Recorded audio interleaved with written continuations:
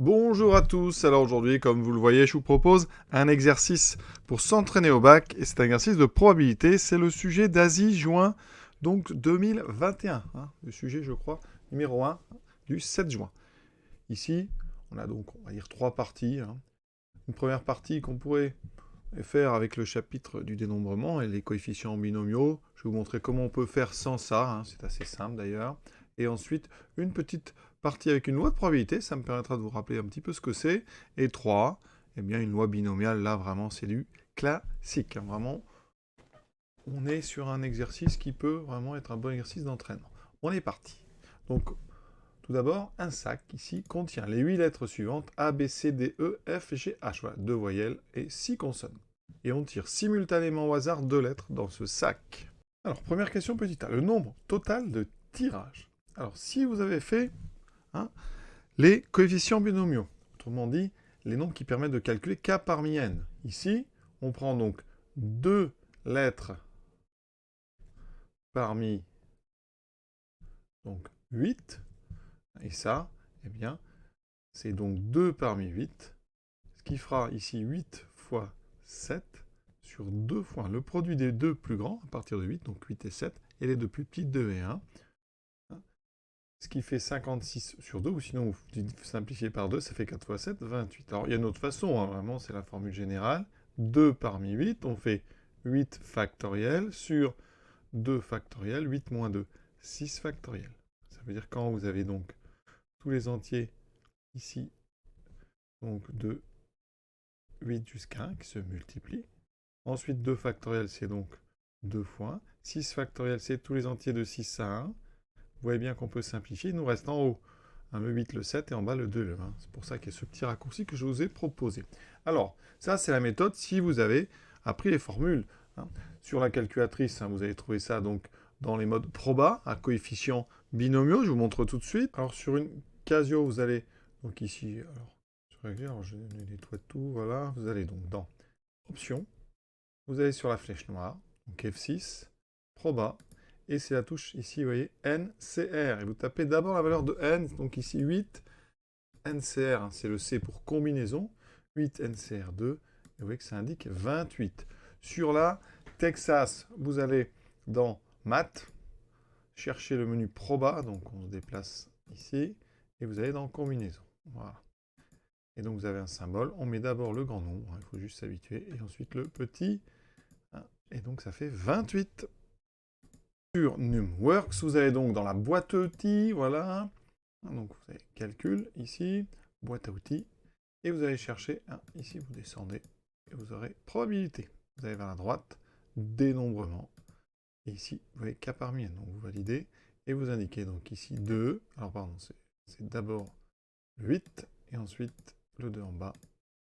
On a exactement la forme qu'on a dans le cours, et ça donne 28. Il existe une autre façon de faire sans les coefficients binomiaux, en utilisant un tableau à double entrée. Vous voyez, j'ai mis ici, par exemple, en haut, on va considérer qu'on tire les lettres successivement et sans remise, donc on aura la première lettre ou la deuxième. Vous voyez que une fois qu'on a pris la première dans ce système-là, on ne peut pas compter 2 fois m, donc la diagonale, on ne la compte pas, on ne peut pas avoir AA ou BB. Si vous tirez simultanément, vous ne pouvez pas prendre 2 fois A. Et ensuite, si vous prenez BA ou AB, eh bien c'est la même chose quand on tire simultanément. Donc tout ça, en fait, on va enlever la moitié de ce tableau et on peut arriver finalement dans toutes les autres parties. Vous aurez tous les couples possibles en haut et il suffit de compter. Alors ici, on a donc 7, 6, 5, 4, 3, 2, 1.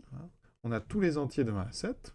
D'accord, 1 plus 2. Alors je rappelle que ça, c'est une formule. On peut, si on veut, la somme de 1 à 7, c'est 7 fois le suivant, donc 7 fois 8 sur 2. Et donc ça, vous voyez, ça fait 56 sur 2, on retrouve 28. Donc une autre façon de faire, vous voyez, qui nous permet de nous passer des formules avec, ici, les coefficients binomiaux de k parmi n. Probabilité maintenant de gagner en gagne si on a une voyelle et une consonne.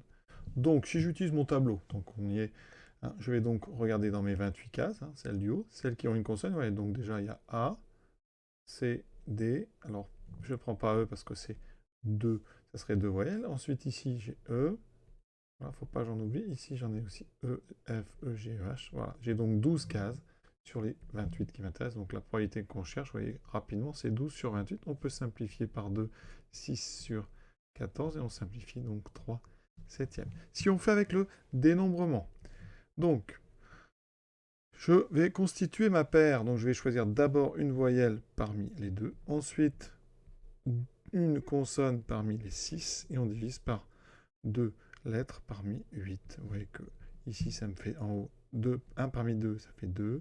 1 parmi 6, ça fait 6. Ça fait 2 fois 6 sur, donc on a calculé 28. Et on retrouve bien sûr 12 sur 28, donc 3 sur 7. Et pour préciser, au programme du bac 2022, le dénombrement ne fait pas partie, en tout cas jusqu'aux dernières annonces, ne fait pas partie ici de ce qu'il faut savoir. Donc en général, on le fait un petit peu parce que pour la loi binomiale, on en a besoin. Mais normalement, on devrait pouvoir s'en passer. Pour info, voici ce qui a été apporté pour le bac 2022. Le sujet aborde une grande variété de contenus, à l'exception des sections suivantes. Et vous voyez qu'on trouve combinatoire et dénombrement. Donc on peut penser que les cas parmi elles ne sont pas exigibles. Alors ensuite, on a une question 2, une question 3 qui sont indépendantes. Ça signifie que si vous n'arrivez pas à faire la 2, bien vous pouvez faire la 3 sans aucun problème, sans utiliser même ce qu'il y a dans la 2. Ensuite, on admet pour la suite que la probabilité que le joueur gagne, c'est 3 septièmes. Ça tombe bien, c'est ce qu'on avait trouvé. Donc ici, qu'est-ce qu'on nous dit? Pour jouer, le joueur doit payer K euros. Et K est un nombre entier naturel non nul. Voilà, s'il gagne, il remporte 10 euros, sinon il perd, donc il perd sa mise. Il perd K euros, voilà, en tout. Et G, c'est le... Donc on crée une variable aléatoire qui est égale au gain algébrique, c'est-à-dire la somme remportée à laquelle on soustrait la somme payée. La loi de G, alors, ici, déjà, première chose, quand on a une variable aléatoire, toutes les valeurs. Valeur de notre variable grand G. Alors ici, eh bien, grand G prend ses valeurs dans l'ensemble. Alors ici, on peut soit perdre, soit gagner. Si on perd, donc on a perdu, on a moins K. C'est-à-dire qu'on a gagné 0 moins notre mise, donc 0 moins K, donc on a perdu K. Et si on gagne, on a gagné 10 euros moins notre mise, donc 10 moins K. Donc on a une loi de probabilité qui va être très simple. La loi de probabilité, c'est quoi? C'est les valeurs des probabilités. Il nous faut P de X égale moins K, la probabilité qu'on ait donc perdu. Et il nous faut probabilité que X vale 10 moins K, c'est-à-dire la probabilité qu'on ait gagné. Donc probabilité ici de gagner, c'est assez simple. On a dit que c'est 3 septièmes, donc probabilité de perdre, c'est 1 moins 3 septièmes, donc 4 septièmes. Or, souvent, ces probabilités, on les présente dans un tableau. Avec ici, les différentes valeurs. Alors, c'est pas x, pardon, j'ai mis x, mais c'est l'habitude. Ici, on va mettre P de G. Faites attention, vous voyez, c'est l'habitude d'avoir toujours grand X. Ici, elle s'appelle grand G. Donc, G peut prendre deux valeurs. Alors, ici, on met en général G égale GI. P de G égale GI. Avec ici la première ligne, on ne met pas, mais ça sera la première valeur G1.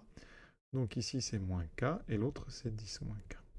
Probabilité, on a dit 3 septièmes, 4 septièmes. Voilà ce qu'on appelle une loi de probabilité, qu'on présente, je vous le dis, très souvent sous forme d'un tableau. Deuxième question. Donc ici, quelle doit être la valeur maximale de la somme payée au départ pour que le jeu reste favorable? Alors là, c'est un calcul d'espérance. L'espérance, c'est notre moyenne de gain. On a notre E ici avec le nom de notre variable. Donc ici, attention, ça sera EG. C'est donc la somme des probabilités multipliées par les valeurs. Ici, donc on aura, alors ici, 4 septièmes.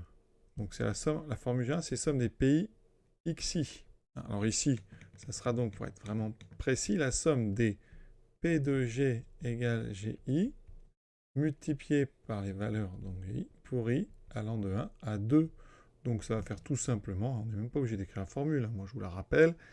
Première pour G1, donc on a une probabilité de P1 qui est 4 septièmes, fois donc la valeur, moins K, plus la probabilité de G2, 3 septièmes, fois la valeur 10 moins K.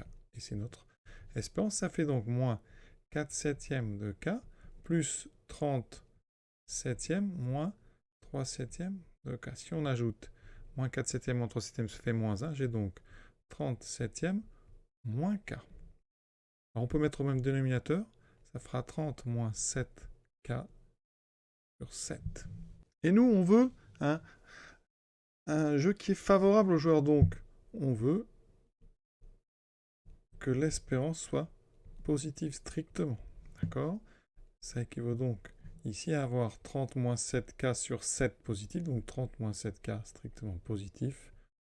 Moins 7k est donc supérieur à moins 30. On divise par moins 7 qui est négatif, donc ici on aura moins 30 sur moins 7, et on a changement d'ordre, changement de sens, vous voyez. Donc k est plus petit que 30 sur 7. Donc ici, 30 sur 7, c'est à peu près, on va calculer, mais à peu près 4,3. Je rappelle que k est un entier naturel. K appartient à grand N, et il doit être plus petit que 4,286. Vous voyez, donc ici, eh bien, ça veut dire que k est inférieur ou égal à 4. Donc, mise maximale pour avoir un jeu favorable au joueur, c'est donc exactement 4 €.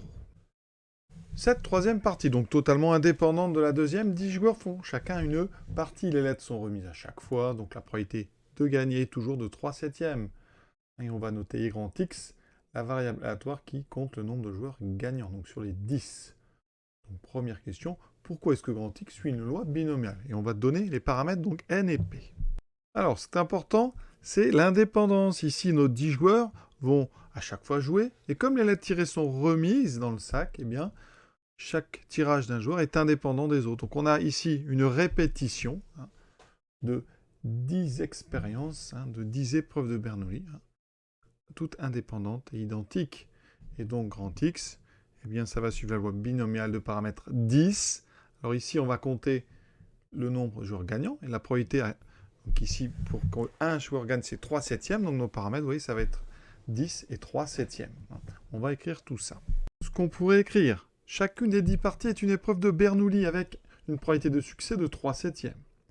Encore 2 issues, un succès, un échec. Comme les lettres sont remises à chaque fois, il y a donc répétition de façon indépendante de 10 épreuves de Bernoulli, donc on est devant un schéma de Bernoulli.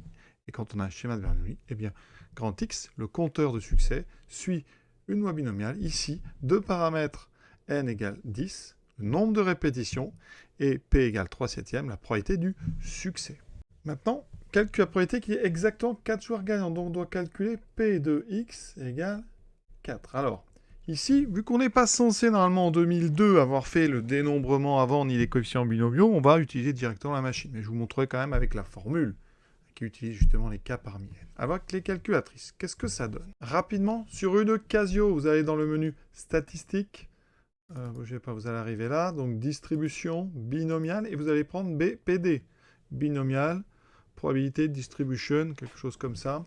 Donc ici, eh bien, vous faites F1. Vous remplacez donc ici X, vous voulez P de X égale 4, vous voulez 10 essais. Donc 10 répétitions, probabilité du, donc je mets 3 divisé par 7, voilà, je valide. Et ici j'obtiens, alors on veut une valeur arrondie à 10 moins 3, donc c'est 0,240 ici, 7. On note ça, 0,247. Alors sur Texas, qu'est-ce que ça donne?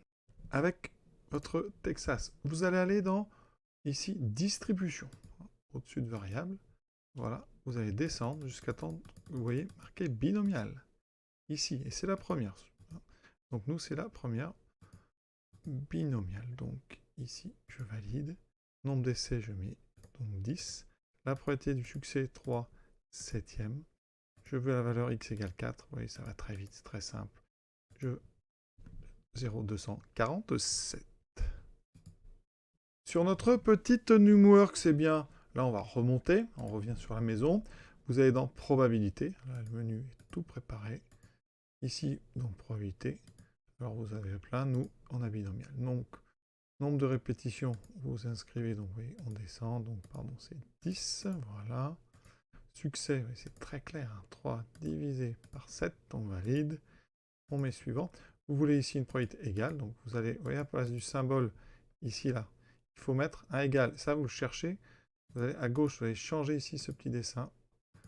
C'est le dernier. P de x égale, voilà. Vous mettez P de x égale 5. Donc ici, on se déplace. Voilà, vous mettez 4, pardon.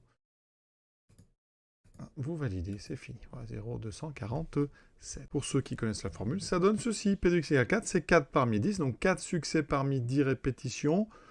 On a emprunté 4 fois une branche à succès, donc 3/7 puissance 4. Ensuite, 6 fois un échec, donc 4/7 puissance 6. Vous rentrez ça, vous verrez, ça vous donnera 0,247. Question C. Donc on veut la probabilité que x soit supérieur ou égal à 5. Alors là, on n'a pas beaucoup de choix, hein. On va faire directement avec le menu, hein, qui permet de calculer directement. Alors, p de x supérieur ou égal à 5, on va peut-être faire une petite transformation parce que sur Casio et Texas, en général, on ne peut calculer que des p de x inférieurs ou égal. Donc, on transforme en prenant le complémentaire. Vous voyez, si x n'est pas supérieur ou égal à 5, x est inférieur ou égal à 4. D'accord? Ça, c'est important à bien comprendre. Et ça, p de x inférieur ou égal à 4, la machine le fait. Donc, je vais vous montrer ça. On commence par Casio. L'avantage, c'est qu'on est dans le même menu. Mais par contre, il faut remonter un tout petit peu. Pardon, ici, dans binomial, vous allez aller dans BCD. Parce que le C, c'est cumulatif. Parce que p de x inférieur ou égal à 4, c'est p de x égale 0, plus p de x égale 1, plus p de x égale 2, plus p de x égale 3, plus p de x égale 4. Donc, au lieu de faire les 5 calculs, on utilise tout de suite le mode. Donc là, vous indiquez la borne basse, c'est-à-dire inférieure à 4. Ici, alors, vous voyez que sur ce modèle, on peut... pardon, la borne basse, c'est 0. Là, on peut directement mettre entre 0 et 4, parce que c'est le modèle donc, graphique 90. Sur les 35+, il faut mettre juste donc, la borne 4. On ne pourrait faire que du inférieur. Vous voyez, sur ce modèle un petit peu plus évolué, on peut faire entre A et B. Après, on apprend vite à s'en passer. Donc ici, la probabilité, alors normalement, elle n'a pas changé, mais on va quand même, par sécurité, en remettre 3 divisé par 7. Voilà, je valide. Et on trouve ici 0,560, etc. À 10-3, c'est donc 0,560. On note ça tout de suite. Avec notre Texas, on va donc dans le menu distribution. Je répète, on descend. Cette fois-ci, on va aller un petit peu plus loin. On va aller jusqu'à binôme FR. Voilà, c'est simple. Et vous indiquez donc nombre d'essais, probabilité, la valeur ici. Alors, c'est plus... c'est 4, j'ai déjà mis, vous voyez, ici, inférieur ou égal à 4. On valide. Et on trouve, vous voyez, 0,560. Donc, vous voyez que ça marche très bien.